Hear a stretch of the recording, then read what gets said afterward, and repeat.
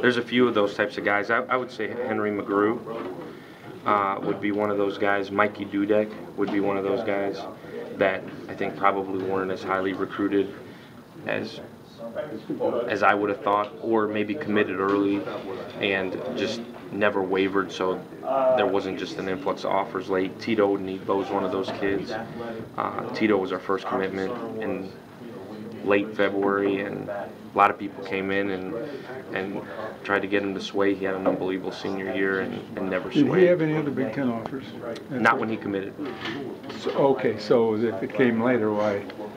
That would be after. Okay, you're not. I'm confused about how to treat that, because he could have gotten more if he had been available. Yeah, right, and you know, it's what you're inferring. Yeah, I mean, you know, it's always people that and it's a business. People get infatuated with stars and offers, and I think star ratings go up once offers go up. I mean, I've seen it for years. Sure. You know, a kid like Tito, a kid like Chase Crouch, a kid like Austin Roberts, kids that commit early, if they want to go out there and sell themselves even while they're committed and publicize offers and put offers out there and let people know that, hey, I just got a new offer. I think that probably helps their ratings because it gets them back in the spotlight. Now, we asked Robert the one that was injured? Austin Roberts, yep. He only played about 2 or 3 games? He played 2.5 games. Hurt his knee 2.5 games into the season. How is he? He's doing really, really well. Is he playing basketball or anything? He is not. No, he's in the middle of rehab. He's, they say, about 3 weeks ahead. Is it fracture? I don't know if we can comment on that. Oh, okay. I didn't know if it was a knee injury. Knee injury, okay. But he's 2 or 3 weeks ahead of schedule, and he'll be full go by the time he gets here in June. It happened so early in the season that the 6 to 8 month recovery is going to put him right at June when he gets here. You've got a lot of linebackers. Do you expect them to be special teams guys? We hope so. You know, that's what the bodies we were missing for the last what we feel like 2 years have been those special teams bodies. You know, the safeties, linebackers, those guys that play on the defensive special teams on kickoff, on punt, kickoff return, those bigger bodies. We've been missing those guys. You know, tight end type bodies.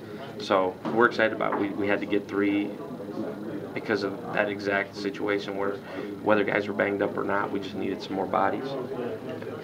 How do you evaluate the linebackers? They're not high star guys, obviously. Yeah, it's the same thing. We had, you know, we had McGrew committed early, Austin Roberts committed early, Trey committed late.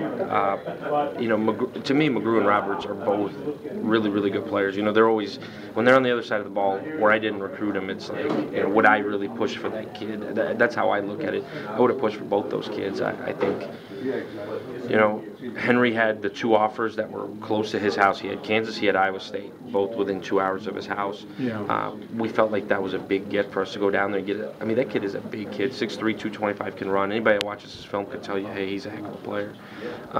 Had a really, really good senior year and was really the leader of that team that won that state title in Kansas.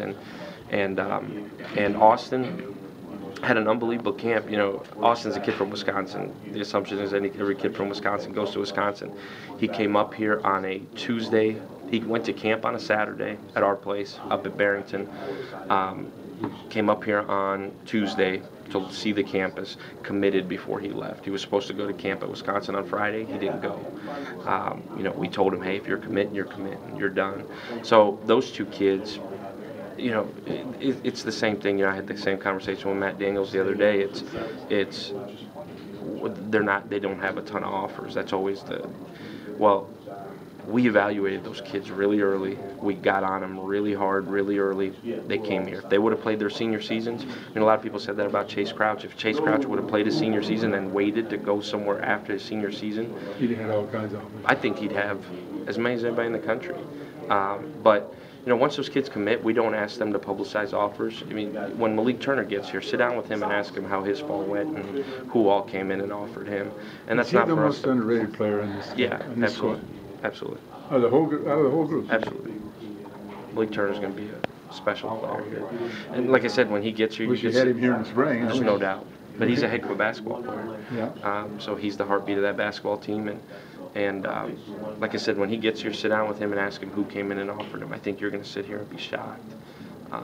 So Really? but the kid didn't care about any of that stuff. He knew where he wanted to be, and we're really confident in that. Once kids commit to us, we feel like we do a heck of a job recruiting them, and we were confident the entire way that he was going to stay with us. Who's going to be the most help immediately, including the junior college? I mean, is he the guy that should be the biggest help immediately? You would hope.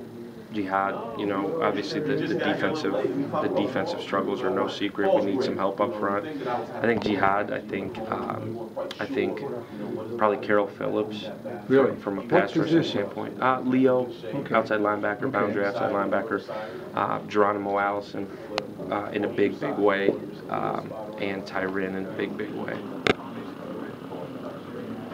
I wonder how quickly Tyron and Malik can adjust, because they won't have Springer or Dudek and Allison that will have it. No doubt.